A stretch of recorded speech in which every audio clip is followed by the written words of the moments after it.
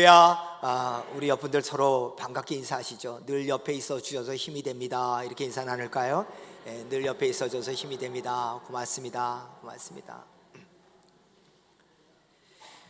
시오노 나나미가 쓴 로마인 이야기에 보면은 이런 구절이 있습니다. 로마를 로마로 만든 것은 시련이다.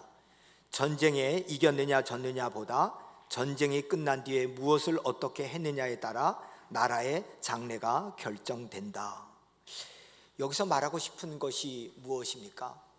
바로 시련이라는 그것 자체가 아니라, 또 전쟁에 이겼느냐 졌느냐 그것이 아니라, 그 모든 것을 지난 다음에 도대체 이 시련이 우리들에게 주는 의미가 무엇인가, 그것을 생각할 줄 알아야 된다는 겁니다. 그래서 로마가 된 것은 전쟁에 이겼느냐 졌느냐보다 훨씬 중요한 것은 전쟁이 끝난 다음에 그 큰 시련 뒤에 우리가 어떤 일을 결정했느냐, 어떻게 느끼고 어떻게 살아가느냐, 그것이 로마를 만든 것이다, 이렇게 표현하고 있습니다.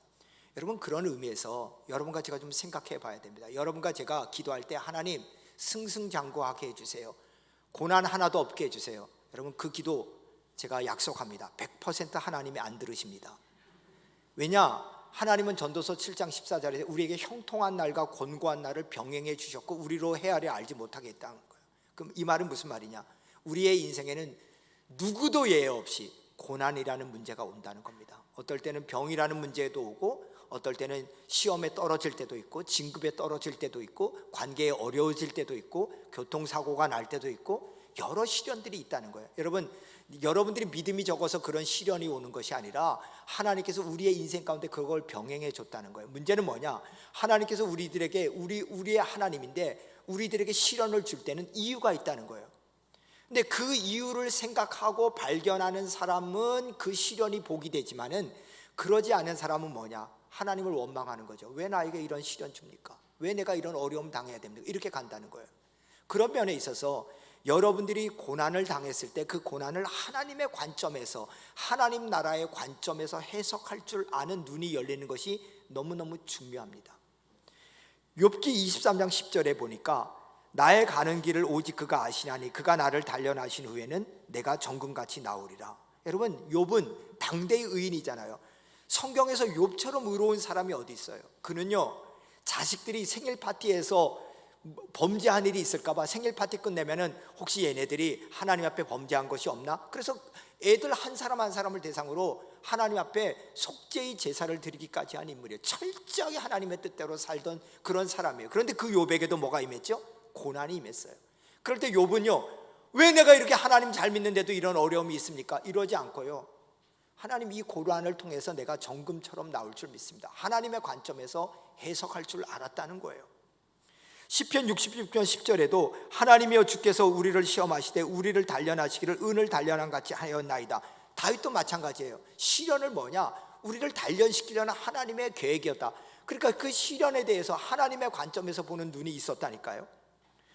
바울도 로마서 5장 3절 4절에서 우리가 환난 당하여도 환난 중에도 즐거워하나니 환난은 인내를, 인내는 연단을, 연단은 소망을 이루는 줄 압니다. 우리가 환난이 결국은 우리에게 뭐예요? 인내와 연단을 가져오고 소망을 이루게 하는 하나님의 놀라운 축복이었다. 이걸 바라보는 눈이 있었어요. 베드로전서 1장 7절 말씀해 보니까 같이 읽읍시다.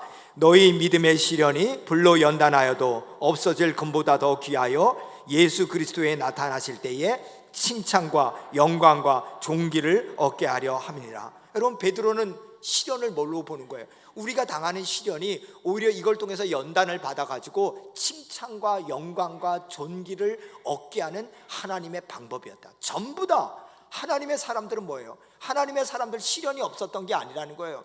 바울에게도, 그리고 베드로에게도, 심지어 우리 예수님에게도 고난이라는 것, 시련이라는 게 왔는데, 이 시련을 뭐예요? 하나님의 관점에서 바라보니까 이게 칭찬과 영광과 존귀로 변하더라는 거예요. 여러분, 저는 여러분들에게 여러분과 제가 당하는 이런 고난들의 문제를 하나님의 관점에서 바라보는 그런 영적인 해석의 습관이 있기를 주님의 이름으로 축원드립니다. 여러분, 그 눈이 열려지는 것이 얼마나 중요한지 모릅니다. 우리가 잘 아는 세계 부흥운동 중에 하나가 아주사 부흥운동입니다.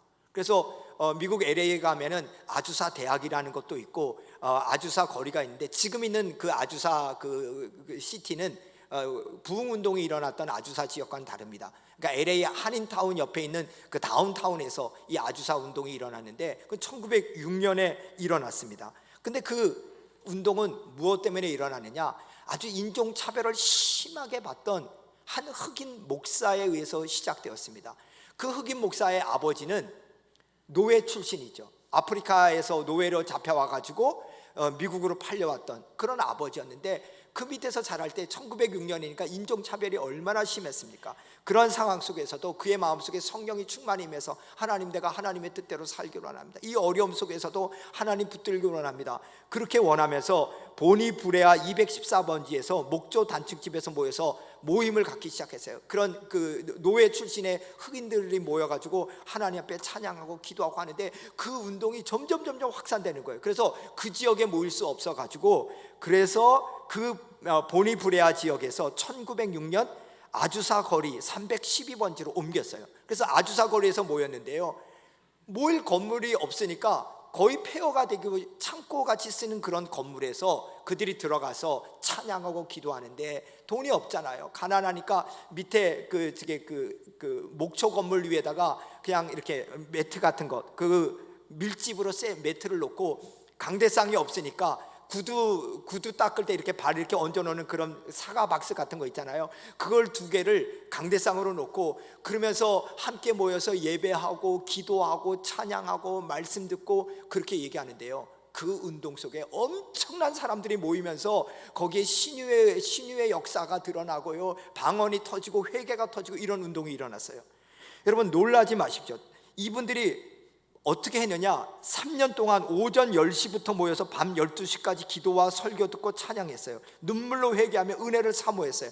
그랬더니 방언이 터지고 역사들이 일어나기 시작하는데요, 1906년 4월 19일자 LA 타임즈에 보니까 이렇게 써 있습니다. 이 부흥회는 3년 동안 주 7일 동안 한 번도 쉬지 않고 계속되었는데, 아주사 집회는 마치 지진과 같았다. 엄청난 폭발력이 일어나기 시작한 거예요.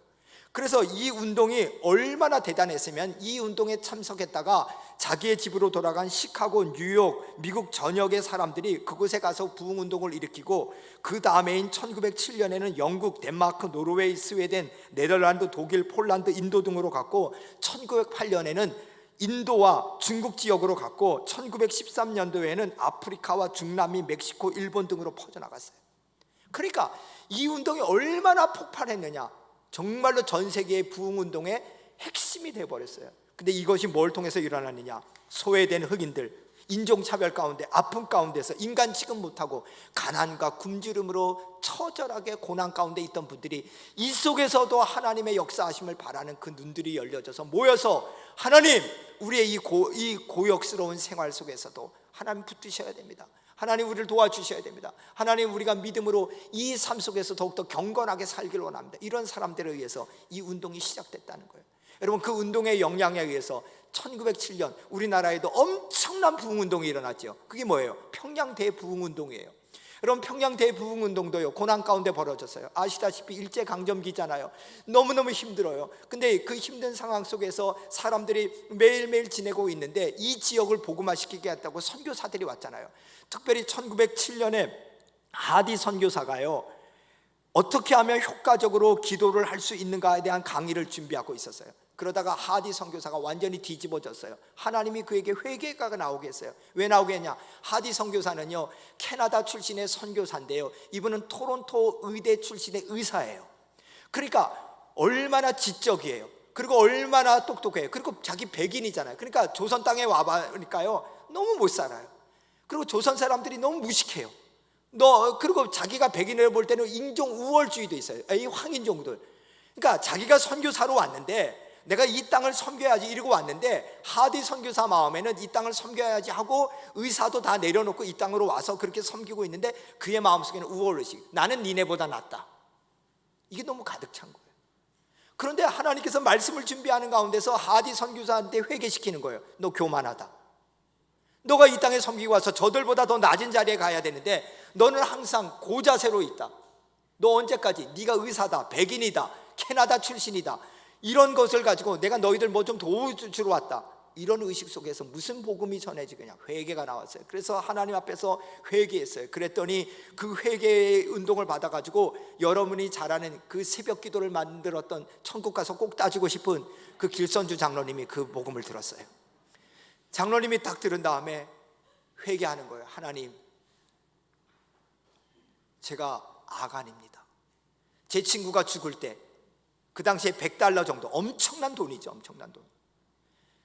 그 돈을 친구가 자신을 믿고 자신의 아내한테 전해주라 그러는데, 제가 그거 내가 착복했습니다.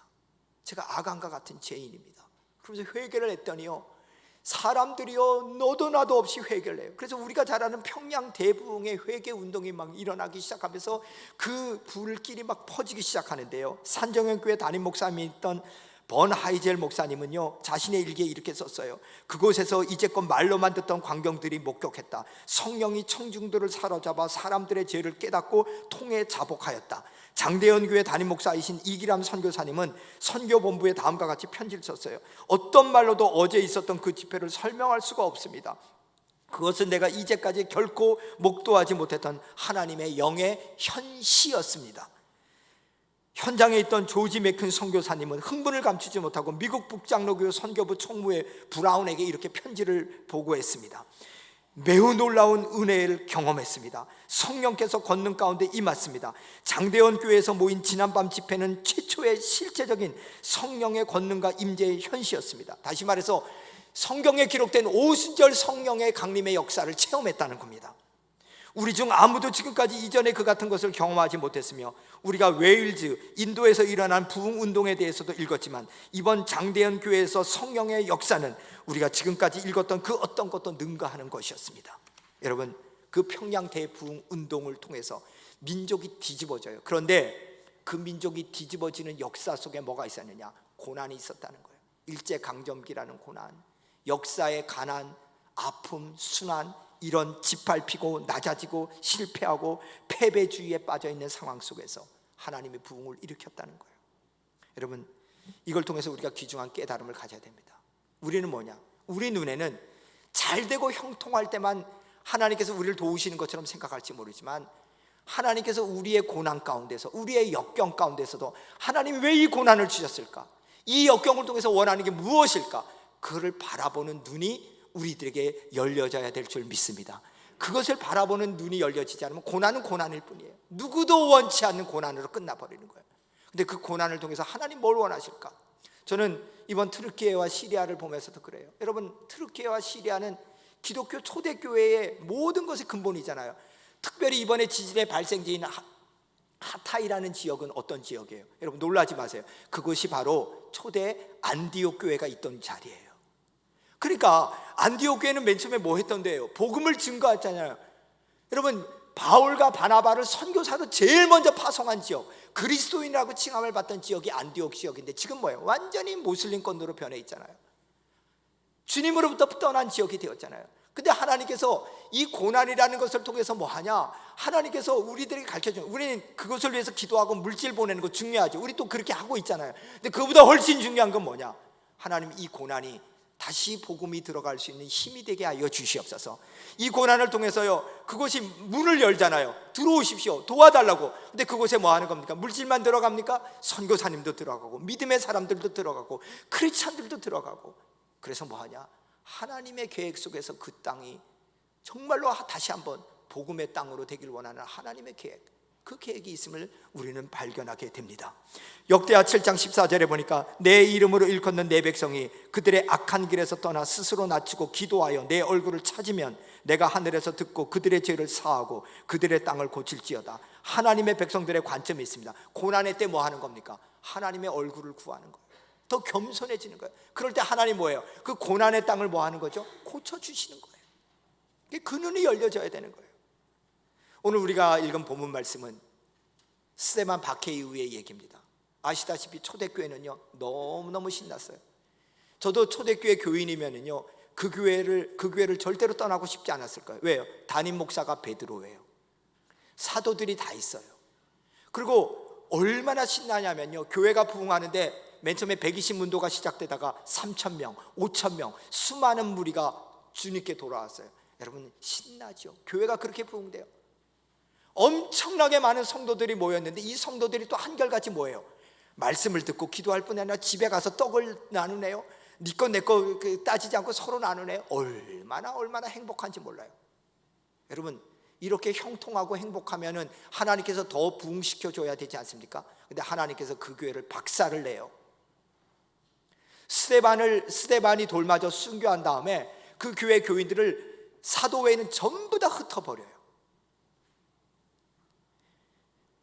사도행전 8장 1절 3절에 보니까 이렇게 나와 있어요. 사울은 그가 죽임당함을 마땅히 여기더라. 그날에 예루살렘에 있는 교회에 큰 박해가 있어 사도회에는 유다와 사마리아 모든 땅으로 흩어지니라. 경건한 사람들이 스데반을 장사하고 위하여 크게 울더라. 사울이 교회를 잔멸할새 각 집에 들어가니 남녀를 끌어다가 옥에 넘기니라.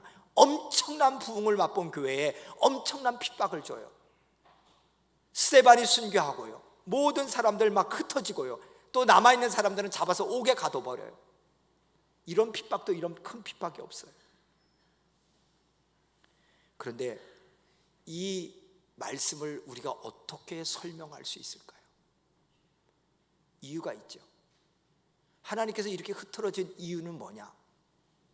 그 이유는 하나님의 계획 속에 있어요. 이 흩어진 사람들이 사도행전 8장 4절에 보니까 두루 다니며 복음을 전할세 이렇게 얘기했는데, 왜 이렇게 두루 다니며 복음을 전하냐? 사도행전 1장 8절 때문에 그래요. 오직 성령이 너희에게 임하시면 너희가 권능을 받고 예루살렘과 온 유대와 사마리아 땅끝까지 이르러 내 증인이 되라. 여러분 성령이 임하면 너희가 권능을 받고 예루살렘 그리고 유다 사마리아 땅끝 가야 돼요. 근데 초대교회는 뭐예요? 성령의 권능을 받았어요. 성령의 권능을 받아가지고 어디에만? 예루살렘에만 있는 거예요. 분명히 성령을 내려주시는 이유는 뭐냐? 땅끝까지 이르러 증인이 되라 그런 건데, 초대 예루살렘 교회는 너무너무 좋은 거예요. 성도의 교제가 좋고 사도들의 말씀이 좋고 우리끼리 너무 공동체가 좋은 거예요. 근데 하나님께서 뭐냐? 내가 그러려고 너희들에게 성령 준 게 아니야. 그래서 초대교회를 흩어버려요. 흩어버리기 시작하니까 이들이 어디로 가요? 유대로 가고 사마리아로 가고 땅끝까지 가요. 그래서 사도행전 8장 5절 6절에 보니까 7명의 대표적인 그 스데반을 비롯한 7명의 초대교회 평신도 지도자 중에 하나였던 빌립은 사마리아로 가요. 그곳에 가서 뭐예요? 백성에게 말씀을 전파하니 무리가 빌립의 말도 듣고 행하는 표적도 보고 한 마음으로 그가 하는 말을 따르더라. 여러분 드디어 예루살렘에 있던 사람들이 유대 지역으로 가고 그리고 사마리아 지역으로 갑니다. 확장됐죠? 또 그것뿐이 아닙니다. 사도행전 11장 19절 21절에 보니까 그때의 스데반의 일로 일어난 환란으로 말미암아 흩어진 자들이 베니게와 구브로와 안디옥까지 이르러 유대인에게만 말씀을 전하는데, 그중 구브로와 구레네 몇 사람이 안디옥에 이르러 헬라인에게도 말하여 주 예수를 전파하니 주의 손이 그들과 함께 하시며 수많은 사람들이 믿고 주께 돌아오더라. 여러분 드디어 이 흩어짐 때문에 헬라인들 때까지 땅끝에 이르는 이방인들에게까지 하나님의 말씀이 증거하기 시작해요. 여러분 고난을 어떻게 해석할 거예요? 만약에 아니 이렇게 우리가 부흥되고 우리가 이렇게 모여서 예배드리는 이렇게 좋은 교회인데 하나님이 왜 우리 교회를 흩어뜨려? 하나님 살아계시기나 한 거야? 이렇게 원망할 수 있는데, 여러분 사도를 비롯한 이 초대교회 예루살렘 교인들은요 고난의 뜻을 안 거예요. 하나님이 우리가 하나님의 뜻대로 증인의 사명으로 나가지 못하니까 이렇게 흩으시는구나. 우리끼리만의 공동체가 아니라 전 세계를 향한 복음의 공동체로 쓰길 원하시는구나. 그 하나님의 관점을 아니까요, 예루살렘 교인들은요 흩어져서도요 사마리아 지역에서도 구브레 지역에서도 베니게 지역에서도 그리고 안디옥에까지 가서도 흩어진 곳마다 하나님의 말씀을 줘서 부흥을 가져오게 했다는 것입니다.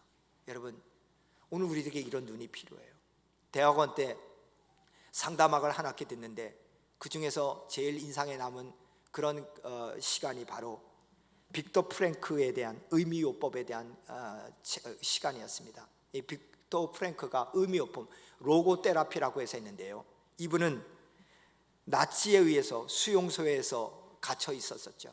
근데 수용소에 있으면서 그가 그 정신과 의사로서 이렇게 봤다는 거예요. 누가 제일 먼저 죽음을 당하나? 근데 제일 먼저 죽음을 당하는 사람은 뭐냐? 생을 포기한 사람들이더라는 거예요. 근데 어떤 사람은 나는 죽을 수 없어, 나는 끝까지 살아남아야 돼. 그래서 병 조각을 가지고 면도를 하면서 이렇게 벅벅 긁어서 여기에 피가 나도 서슬 시퍼렇게 살아있는 거 보면 얘는 아직은 죽여서는 안 되겠구나, 이렇게 생각하면서 살아있더라는 거예요. 그러면서 얘기하는 거예요. 로고테라피, 쉽게 말하면 내가 이 고난 가운데 있지만은 이 고난이 의미 없는 것이 아니다, 이 고난 가운데서도 내가 살아남을 이유가 있다 하는 의미를 가진 사람들은 살아남더라는 거예요. 여러분, 이걸 통해서 정말로 여러분과 제가 살아가면서 이 고난이라는 문제가 늘 있는데, 어떨 때는 뭐예요? 친구 사이가 나쁘고, 어떨 때는 경제적으로 어렵고, 어떨 때는 여러분 아무리 여러분이 승승장구한다 그래도 여러분이 사장도 되고 회장도 되고 국회의원도 되고 유명한 학자도 되고, 그래서 고난이 없습니까? 그 관계성 속에서 남모르는 얼마나 많은 고난이 있어요.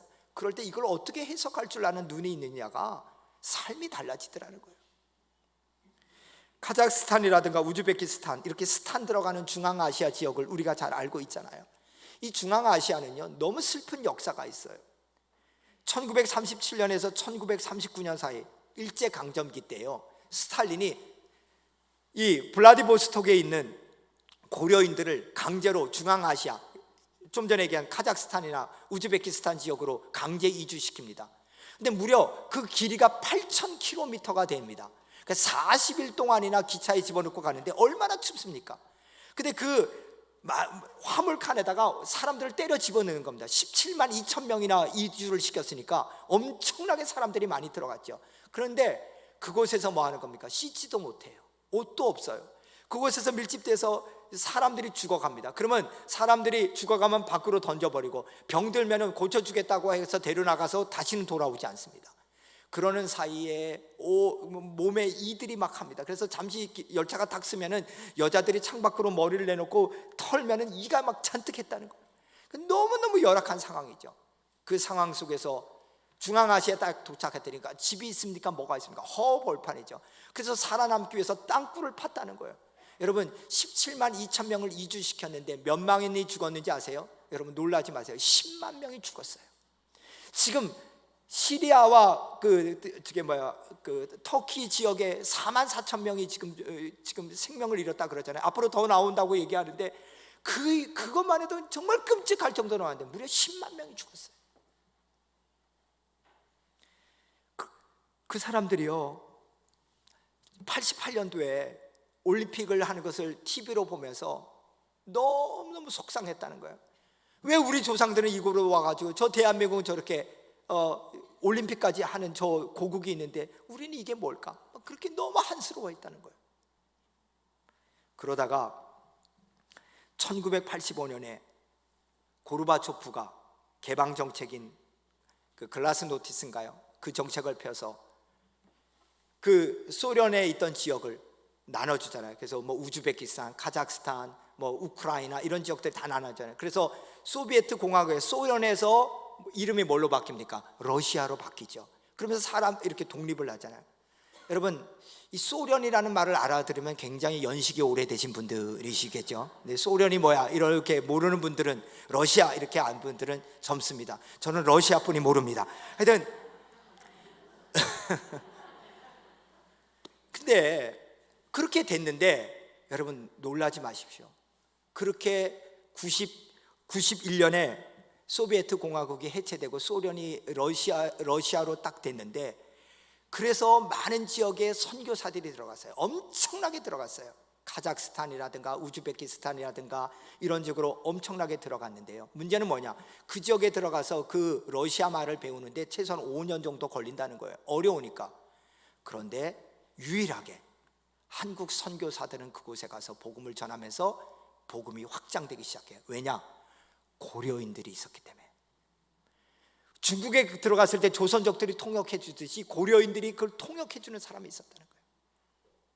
여러분, 고난의 관점에서 우리가 그냥 불평하면 원망과 한이었는데, 하나님께서는 그렇게 강제로 이주시킨 그 땅을 그 예비된 사람들을 통해서 복음화 시키기 위한 하나님의 놀라운 계획이 있었다는 거예요. 왜 그러면 10만 명이나 죽습니까? 왜 4만 4천 명이나 죽습니까? 여러분, 그 이후에 우리가 그 아픔 속에서 다 이유를 어떻게 알 수 있겠습니까? 솔직히 어떨 때는 why me? why us? 왜 그들에게? 그런데요, 그 고난의 배후 속에서 담겨진 하나님의 그 계획, 그걸 바라보지 않으면 해석할 길이 없다는 거예요. 요셉도 보세요. 요셉은요, 17살 때까지요, 아버지 어머니의 사랑을 받고 채색 옷 입었어요. 한 번도 고난이 없었어요. 근데 요셉이 형들에 의해 팔려가네요. 무려 13년 동안이나 노예로서 또 감옥에서 갖은 고상을 했어요. 그러다가 30살에 총리가 됐잖아요. 나중에 총리가 된 다음에 형들이 기근 때문에 식량을 구하라고 오네요. 그런데 요셉이 창세기 45장 5절에서 8절에서 이렇게 얘기해요. 당신들이 나를 이곳에 팔았다고 해서 근심하지 마소서, 한탄하지 마소서. 하나님이 생명을 구원하시려고 나를 당신들보다 먼저 보내셨나이다. 하나님이 그 큰 구원으로 당신들의 생명을 보존하고 당신들의 후손을 세상에 두시려고 나를 당신들보다 먼저 보내셨나이다. 나를 이리로 보내신 이는 당신들이 아니요 하나님이시라. 여러분, 어떻게 이렇게 젊은 청년이 고난을 하나님의 관점에서 해석할 수 있을까? 가만히 안 두겠어, 이게 아니라, 형님들, 내가 당신 헤아려는 게 아니라 하나님의 계획 속에서 내가 그 고난을 받은 것이고, 하나님께서 우리 민족을 구원하려고 나를 미리 보내신 것입니다. 어떻게 이럴 수 있죠? 저는 이 구절을 읽을 때마다 도대체 이분은 어떤 분이길래 이 고난을 하나님의 관점에서 해석할까? 저는 용서를 못할 것 같아요. 어떻게 이런 형제가 있어? 이럴 것 같은데 그렇지 않아요. 여러분, 우리가 초대교회의 아픔들, 중앙아시아의 교회들, 요셉의 이야기들의 공통점은 뭐예요? 아픔이에요. 고난이에요. 모르긴 몰라도 우리들에게 이 고난이라는 것이 여러분들을 성숙하게 한 분들이 참 많을 겁니다. 오늘 여기 계신 분들 중에서 고난 당하지 않았으면 예수 안 믿었을 분들 많을 겁니다. 그 고난 때문에 주님 믿게 된 분도 참 많으실 겁니다. 심지어 히브리서 5장 8절에서 9절에 보니까요, 그가 아들이면서도 받으신 고난으로 순종함을 배워 온전하게 되셨은즉, 예수님의 온전함도요 고난 때문이라는 거예요. 예수님도 그 고난을 하나님의 관점에서 해석했기 때문에 그 고난에 순종하고 그걸 통해서 온전하신 분이 되었다는 거예요. 고난 좋아하는 사람이 어디 있습니까? 정말로 고난은 싫어요. 그런데 어차피 우리가 고난이라는 걸 피해갈 수 없다면 여러분, 그걸 해석할 줄 아는 눈들이 열려지기를 주님의 이름으로 축원드립니다. 그래서 형통할 때는 기뻐하고 곤고할 때는 생각하라 그랬어요. 생각하는 거야. 왜 이럴까? 하나님 이걸 통해서 뭘 할까? 저는 그래서 여러분들에게 아무리 힘든 상황 속에서 고난을 바라보는 눈이 열려지기 위해서 두 가지를 간단하게 좀 말씀드리려고 합니다. 첫 번째는 고난을 하나님 나라의 관점에서 해석하는 습관을 좀 지니십시오.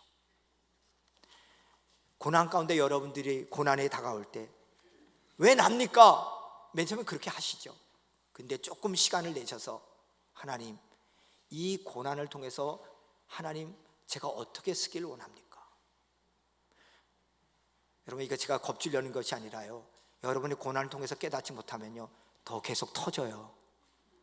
그러니까 고난을 주셨을 때 이게 깨닫게 하려는 하나님의 의도가 있구나 하는 것을 여러분 아셔야 돼요. 분노하고 내가 어떻게 했는데 그게 아니라, 하나님 내가 이걸 통해서 뭘 원하십니까? 우리 얘기했잖아요. God is good all the time. 하나님 항상 선하시다 그랬잖아요. 그럼 우리의 고난 가운데서도 하나님 선하시게 우리를 인도할 걸 여러분 믿으십니까? 그렇다면은 이 고난의 의미가 없는 것이 아니라, 내가 죄 때문에 당하는 고난이라면 회개하면 되고, 내가 하나님의 테스트 때문에 당하는 고난이라면 믿음으로 이겨나가면 되는 거예요. 이 고난이 무슨 뜻일까? 하박국은요 의로운 사람이었어요. 근데 하나님 이해가 안 가는 거예요. 왜? 악인들이 의인들보다 더 잘 사는 거예요. 악한 나라 바벨론이 하나님을 믿는 자기 나라를 침공하러 온다니까 하나님 도대체 이해가 안 가는 거예요. 그러니까 하나님께 대든 거예요. 하나님, 이 말이 돼요? 그러니까 하나님이 뭐라고 얘기하는지 아세요? 하박국 2장 2절에서 3절에서 4절에 보니까 끝날이 반드시 온다. 시오지 않더라도 기다려라. 기어이 오고야 만다. 제발 멋대로 네 멋대로 이 고난 앞에서 설치지 말아라. 나는 그런 사람 옳게 여기지 않는다. 그러니 의로운 사람은, 믿음은, 의인은 오직 신실함, 믿음으로 사는 것이야. 하나님 그렇게 얘기해요. 야, 너 이 고난 앞에서 함부로 설치지 좀 말고 오직 의인, 믿음의 사람은 뭐냐? 믿음으로 사는 거야, 믿음으로. 그러면서 하박국 2장 14절에 물이 바다를 덮은 같이 여호와의 영광을 인정하는 것이 세상에 가득할 것이다. 하박국이요, 상황이 하나도 안 변했어요. 무화과 나무에 열매가 없고 감람나무에 소출이 없고 밭에 먹을 것이 없고 우리의 양이 없고 외양간에 소가 없고 아무것도 없어요. 하나님이 그렇게 말씀했다고 해서 상황이 변한 게 아니에요. 그런데 뭐예요? 나는 여호와로 인해서 기뻐하고 구원의 하나님으로 인해서 감사하리로다. 그렇게 얘기해요. 뭐가 열렸지요? 고난을 바라보는 눈이 열렸어요. 이 고난 앞에서 믿음으로 살 때 물이 바다를 덮은 같이 여호와의 영광이 드러나는구나. 끝까지 믿음으로 가는 게 중요하구나. 사랑하는 여러분, 저와 여러분에게 이 눈이 열려지기를 주님의 이름으로 축원드립니다. 정말로 우리가 당하는 고난 이해할 수가 없어요. 어떨 때는요 정말 하나님 앞에 따지고 싶고, 어떨 때는요 신앙이고 뭐고 다 버리고 싶을 때도 있어요. 그냥 어리석은 짓 하지 마십시오. 하나님이 여러분의 주인이십니다. 하나님이 의미 없는 고난 주지 않으십니다. 여러분을 정결케 하고 은처럼 나오게 하고 칭찬과 존귀와 영광을 위해서 계획된 하나님의 고난임을 발견하길 주님의 이름으로 축원드립니다. 사순절이 시작되는데요, 예수님의 고난은요 의미 없는 게 아니에요. 왜 예수님이 고난을 받아야 돼요? 예수님 그럴 필요 없으시잖아요. 근데 그 고난에는 우리를 구원하기 위한 하나님의 계획이 있으셨어요. 근데 예수님 그걸 봤어요. 그래서 뭐예요? 순종함으로 온전케 됐다는 거예요. 두 번째로, 자녀들에게 모든 사건을 하나님의 관점에서 바라볼 수 있는 습관을 길러주시길 바랍니다. 여러분 이게 중요합니다. 하나님의 관점에서. 여러분 자녀들에게 공부 열심히 하라 그러잖아요. 근데 이걸 얘기 안 합니다. 왜 공부 열심히 하는지. 여러분 이렇게 얘기죠. 공부 열심히 해야 좋은 직장 갖고 좋은 남자 여자 만나고 잘 먹고 잘 살아. 거기에는 굳이 왜라는 관점에 하나님이 들어갈 필요가 없잖아요. 하나님의 관점이라니까요. 왜 공부하냐? 왜 부자가 되냐? 여러분 보세요. 요즘 뼈저리게 느끼지 않으세요? 우리나라의 최고의 그 정치 권력들, 국회의원이라든가 정부 사람들 보세요. 전부 다 최고의 학문을 했고 최고의 대학을 나왔고 최고의 자리에 있잖아요. 근데 여러분 본받을 만하나요? 저는 본받을 게 하나도 없어 보여요. 여러분 하나님 없이 하나님의 관점에서 주어진 성공들은요, 세상적 성공들은요 하나님 별로 관심이 없어요. 그건 교만해지기만 해요. 오히려 죄짓기만 해요. 그러니까 아이들한테 너희들 왜 공부해야 되냐? 왜 돈 벌어야 되느냐? 왜 그런 좋은 직장 가져야 되느냐? 왜? 고난 속에서 어떻게 해석할 거냐? 이걸 가르쳐주지 않으면요 아이들은 뭐 하는 거예요? 세상적으로는 잘 되고 형통하고 남들이 부러워하는 직업을 가지고 위치에 있다 할지라도요 하나님은 전혀 관심이 없어요. 근데 우리 속에 이 눈이 열려지지 않으면요 오늘 말씀을 이렇게 들었더라도요 나가면 빨리 공부해 이렇게 끝내요. 그러면 안 돼요. 제가 예전에 목회하던 지역에서 몇 블락 더 가면 그레이스 커뮤니티 처치라고 있었어요. 그 그레이스 커뮤니티 처치에는 여러분이 아는 잔 메가더 목사님인데요, 이 교회는 아주 재밌는 교회예요. 뭐냐, 마태복음 강해를 하면은요 5년 동안이나 해요. 제가 마태복음만 5년 설교하면 이 교회 남아있을 분 한번 손 들어보세요. 근데 그 교회는요 한 10,000명 가까이 모이는데 재밌어요. 교회 가는 모든 분들이요 성경책 이만한 것이야 대학로또 이만한 거 큰 걸 들고 가요. 목사님 뭐 하냐? 강해 설교만 해요. 뭐 저처럼 이렇게 예화되는 거 뭐 이런 말 없어요. 그냥 무조건 말씀과, 어떻게 그렇게 한 절 말씀을 가지고 5주를 설교하기도 하고요. 어떻게 그럴 수 있을까? 저는 이렇게 지리가 틀리더라고요. 근데요 잔 메가더 목사님에게 물었어요. 목사님, 지금까지 사역한 것 중에서 목사님이 제일 성공한 사역이라고 생각하는 게 뭡니까? 그럴 때 메가더 목사님이 이렇게 대답했어요. 저는 하나님 앞에서 4명의 자녀를 다 하나님의 일을 위한 사역자로 길러낸 것이 제가 제일 잘한 사역입니다. 제가 그 얘기를 듣는데요, 야, 참 귀하다. 쉽게 말하면은 4명이 다 하나님의 관점에서 생각할 수 있는 자녀들 만들었다는 거. 나는 2명의 아들들에게 하나님의 관점에서 생각하는 것에 우선순위를 뒀는가? 아니면 세상적으로는 좀 괜찮아 보일지 모르지만 하나님 보시기에는 부끄러운 게 아닐까? 참 도전이 됐습니다. 1956년에 미국 라이프지에 이 얼마나 불필요한 낭비인가, What an unnecessary waste, 이렇게 나온 기사가 있었어요. 이 얼마나 불필요한 낭비인가. 왜 그러냐? 시카고의 유명한 위튼 칼리지 있잖아요. 위튼 칼리지를 졸업한 5명의 아주 똑똑한 29살짜리 청년들, 또 결혼한 사람들이, 갓 결혼한 사람들이 에콰도르의 아우카족이라는 데를 선교하러 갔어요. 이 아우카족은 식인종들, 식인을 한다는 그런 부족이었어요. 이 종족을 복음화시키자 하고 29살짜리의 그 짐 엘리엇을 비롯한 선교사들이 그곳에 복음을 전하러 갔어요. 복음을 전하고 경비행기를 타고 탁 내렸어요. 내려가지고 복음을 전하려고 그 부족으로 가다가 그 부족 사람들에 의해서 5명이 전부 다 죽임을 당했어요. 한 번도 예수 예자도 얘기해 보지 못했어요. 근데 그들에게는 뭐가 있었냐? 전부 다 총이 있었어요. 위기 상황 속에서 맹수가 오면 죽이려고 총이 있었는데 아우카 부족이 자기들을 창으로 찔러 죽이려고 올 때 총을 빼내지 않았어요. 왜? 우리가 저들을 죽이면 영원히 복음을 전하지 못한다. 그래서 예수 예자도 얘기 못하고 5명이 그 자리에서 죽임을 당했어요. 그러니까 시카고의 라이프지에서 대서특필한 거예요. 이것 얼마나 불필요한 낭비인가. 이게 무슨 짓이란 말인가. 그 명문대학을 나온 그 5명이 왜 이런 죽음을 당해야 되는가. 이런 기사가 나왔어요. 그럴 때 짐 엘리엇의 아내인 엘리자벳이 기자에게 이렇게 항의했어요. 말씀을 삼가해 주세요. 낭비라니요. 나의 남편의 죽음은 낭비가 아니었습니다. 그는 온 생애를 이것을 위해 준비했던 사람입니다. 바로 이 시간을 위해 살았던 사람입니다. 그는 자기의 책임을 수행한 후 그리고 자기 목표를 달성하고 죽은 행복한 사람입니다. 그러면서 엘리자벳이 가슴에서 남편 짐 엘리엇의 일기장을 펼쳐 보여줍니다. 여기에 이렇게 써 있습니다.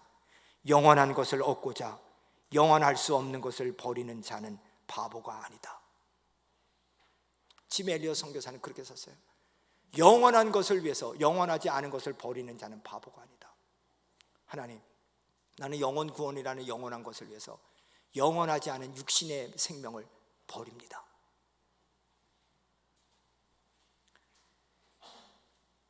그의 아내 엘리자벳은 남편의 뒤를 위해서 그곳에 선교수로 갔습니다. 엘리자벳은 1년간 간호사 훈련을 받은 다음에 그곳에 간호사로 들어갔습니다. 그런데 아우카족이 이 엘리자벳 짐 엘리엇의 부인을 죽이지 않았어요. 왜 죽이지 않았냐? 자기네 같은 부족은, 용맹한 부족은 여자를 죽이는 것은 비겁한 것이다, 그렇게 생각해서 살려뒀어요. 근데 5년 동안요, 얼마나 그 부족을 섬겼으면 나중에 묻는 겁니다. 당신 누군데 여기 와서 우리를 이렇게 섬기냐고. 그랬더니 당신들이 5년 전에 죽인 엘리엇의 아내라고 얘기를 합니다. 깜짝 놀랐습니다. 그들이 복음을 그때 받아들이기 시작합니다. 놀라지 마십시오. 그 5명의 선교사님들을 죽게 한 5명의 사람들 중에서 짐 엘리엇 선교사를 죽인 사람은 그곳의 목사가 되었고요, 나머지 3명은 그 아우카족 교회의 지도자가 되었고, 그 아우카 부족 모두 100%가 부족이니까 전부 다 예수님을 믿게 되었습니다. 더 놀라운 것은 짐 엘리엇 선교사가 돌아가신 지 36년이 되는 1992년 6월 11일 날 아우카족에 드디어 그 부족으로 된 성경이 번역되었습니다. 더 놀라운 것은 그때 함께 비행기를 몰고 갔던 네이트 세인트의 아들 스티브 세인트라는 그 선교사가 1995년에 그곳에 선교사로 갔습니다. 아버지가 죽었는데 아들이 선교사로 갔어요. 그리고 이 스티브 세인트가 한국을 방문했습니다. 2010년에 한국을 방문해서 저 장충동에 있는 엠베서더 호텔에서 기자회견을 했습니다. 아니, 어떻게 아버지를 죽인 그곳으로 들어갈 수 있습니까? 그럴 때 그분이 이렇게 얘기했습니다. 너무나 당연했습니다. 왜냐? 저는 우리 아버지가 돌아가셨을 때 5살이었는데 우리 어머니와 옆에 계신 분들이 하는 행동을 봤습니다. 그분들은 얘야, 아버지를 죽였다고 해서 그 부족을 원망해서는 안 돼. 오히려 우리가 그 부족을 위해서 기도하고 언젠가 아버지가 가서 복음을 전하지 못한 곳에 가서 그곳에 우리가 삶을 드려야 돼. 그렇게 얘기했다는 거예요. 무슨 얘기냐면 우리 어머니가 아버지가 죽었을 때 그 나쁜 놈들, 그 죽일 놈들 이렇게 얘기했으면 저는 적대적으로 가졌을 겁니다. 근데 우리 어머니가 그 고난의 현장 속에서 하나님의 관점에서 해석하는 모습을 보여줬다는 거예요. 9.11 사태가 났을 때 윌로우크릭 커뮤니티 처치, 그 시카고에 그 비라이벨 목사님을 비롯한 많은 목회자들이 함께 모여서 기도할 때 그렇게 했습니다. 첫 번째로 우리 미국을 위해서 기도하자. 두 번째로 뭐냐? 자녀를 위해서 기도하자 그랬어요. 놀라운 기도 제목이에요. 왜 자녀를 위해 기도하냐? 여러분, 집에 가서 자녀들 앞에서 절대로 저 중동 것들, 저 모슬림 것들, 죽여야 될 것들 이렇게 말하지 마십시오. 여러분, 그것도 하나님의 자녀가 될 사람들입니다. 근데 여러분들이 저 모슬림 것들, 저 중동 것들 죽여버려야 돼 이렇게 얘기하면 자녀들 마음속에 적대감을 갖습니다. 그러면 우리는 선교할 수 없습니다. 말 조심하십시오. 그래서 교육적인 기도를 해야 됩니다. 여러분, 정말로 믿음의 사람들은 말하는 게 달라요. 그 현장 속에 앞에서 우린 죽일 놈 그렇게 얘기하는데 믿음의 사람들은 뭐냐? 아니야, 이 고난을 통해서 저 땅을 하나님 우리에게 주시기 위한 계획이 있어. 사랑하는 여러분, 정말 여러분들은 자녀들에게 어떻게 해석하는 모습을 보여주고 있습니까? 제가 알아요. 부모들 중에요, 불평불만 많은 사람도 있어요. 목회자에 대해서, 성도들에 대해서, 뭐에 대해서 그렇게 하는데요, 그 자녀들 잘 될 수가 없어요. 왜? 불평을 가지고 사는데 뭐가 잘 되겠어요? 보고 배우는 게 그건데. 가인의 후손들을 보세요. 가인의 후손은요, 창세기 4장 16절에서 28절 딱 8절만 나와요. 근데 8절 나오는데 가인의 후손들이요, 창세기 4장 16절에 보니까 가인이 여호와 앞을 떠나 이렇게 나와요. 여호와 앞을 떠났는데 가인의 후손들이 잘 됐을까요? 못 됐을까요? 잘 돼도 너무 잘 됐어요. 어느 정도로 잘 됐냐? 가인의 후손 중에 야발은 육축업의 조상이 되었어요. 낙농업의 조상이 됐고요, 유발은요 음악가의 조상이 되었어요. 베토벤과 모차르트 같은 그런 사람이 되었다는 거예요. 두발 가인은 철공업의 조상이 되었어요. 여러분, 조상이라는 말은 뭐예요? 최고로 번성했다는 사람이에요. 근데 성경은요 하나도 관심이 없어요. 8절 딱 얘기한 다음에 그 다음부터 가인 대신 아벨을 죽였기 때문에 아벨을 대신한 셋에 대한 얘기로부터 예수님의 족보를 얘기해요. 무슨 얘기냐? 이 땅에서 그렇게 성공했어도 하나님 없는 성공, 하나님을 떠난 성공, 그것은 하나님 전혀 관심 없다는 거예요. 그러면서 이 가인의 후손인 라멕이라는 친구는요, 창세기 4장 23절 24절에 보니까 아내들에게 아다와 실라여 내 목소리를 들으라. 라멕의 아내들여 내 말을 들으라. 나의 상처로 말미암아 내가 사람을 죽였고 나의 상함으로 말미암아 소년을 죽였도다. 가인을 위하여는 벌이 7배지만 라멕을 위하여는 벌이 77배다. 이 말이 무슨 말입니까? 내 성공을 방해하는 건 어린아이라도 내가 죽여버렸다. 그리고 내 성공을 방해하면 가인을 위해서는 하나님이 7배라 했지만 나는 77배로 보복하겠다는 거예요. 얼마나 잔인한 인간인지 몰라요. 내 성공을 위해서 짓밟혔다는 거예요. 여러분, 오늘 이 말씀을 통해서 우리가 생각해 보셔야 돼요. 왜 하나님께서 우리들에게 신앙을 주셨을까? 왜 우리에게 예수 믿게 하셨을까? 왜 예수님의 고난을 통해서만 구원받게 하셨을까? 그것에 대한 눈이 열려지지 않고 우리가 예수 믿으면서 하나님 우리 자녀들 잘 되게 해줄 줄 믿습니다. 하나님 우리 사업 잘 되게 해줄 줄 믿습니다. 여러분, 당연히 해야죠. 그 기도 중요하죠. 근데 그렇게만 끝나지 말고 왜 우리가 건강해야 되는지, 왜 우리가 부자가 돼야 되는지, 왜 우리가 이 땅에서 성공해야 되는지, 그 왜에 대한 것을 하나님의 관점에서 해석할 수 있도록 여러분들의 자녀를 기르시기를 주님의 이름으로 축원드립니다. 그게 돼야 돼요. 그게 돼야지 하나님이 쓰임받는 거예요. 말씀을 마치겠습니다. 외롭지 않은 인생이 어디 있습니까? 괴롭지 않은 인생이 어디 있고 흔들리지 않은 인생이 어디 있습니까? 정말로 죽고 싶을 정도로 힘들 때도 많을 겁니다. 근데 여러분, 오늘 말씀을 통해서 괴로우니까 인생이고 하나님이 주셨으니까 고난이 있는 것이다, 그걸 받아들이시기를 주님의 이름으로 축원드립니다. 대신 그 고난을 하나님의 관점에서 해석하세요. 히브리서 12장 2절 말씀해 보니까 믿음의 주요 온전케 하시는 예수를 바라보자. 그는 그 앞에 있는 기쁨을 위하여 십자가를 참으사 부끄러움을 개의치 아니하시더니 하나님 보좌 우편에 앉으셨으니 여러분, 예수님 뭐예요? 고난을 참으세요. 부끄러움을 참으세요. 그랬더니 하나님 보좌 우편에 앉으시고, 그래서 우리한테 뭐라 그래요? 너희가 같이 읽습니다. 시작. 너희가 피곤하여 낙심하지 않기 위하여 죄인들이 이같이 자기에게 거역한 일을 참으신 일을 생각하라. 이 말은 뭡니까? 너희들 피곤하지 말아라. 고난 때문에 낙심하지 말아라. 예수님 생각해라. 하나님의 관점에서 봐라. 너희들 이길 것이다. 오늘 이 약속을 우리에게 주신 줄 믿습니다. 사랑하는 여러분, 힘드십니까? 정말로 힘듭니다. 어떨 때는 정말 모든 걸 다 내려놓고 싶을 때가 많죠. 그런데 그러지 마십시오. 하나님의 여러분과 함께 하시고 하나님의 관점에서 그 고난을 해석할 줄 아시길 바랍니다. 여러분, 포기하는 것은 너무 쉽습니다. 관둬버리면 되나. 그러나 인내하는 것은 어렵습니다. 그러나 그것이 더 고귀한 겁니다. 사랑하는 여러분, 어떤 어려움이 오더라도 여러분의 생을 하나님의 관점에서 바라보고 하나님께 맡기고 끝까지 참으신 예수님 생각하면서 피곤하고 낙심하지 말고 잘 여러분의 길 달려가서 승리하는 그런 인생들 되시기를 주님의 이름으로 축원드립니다.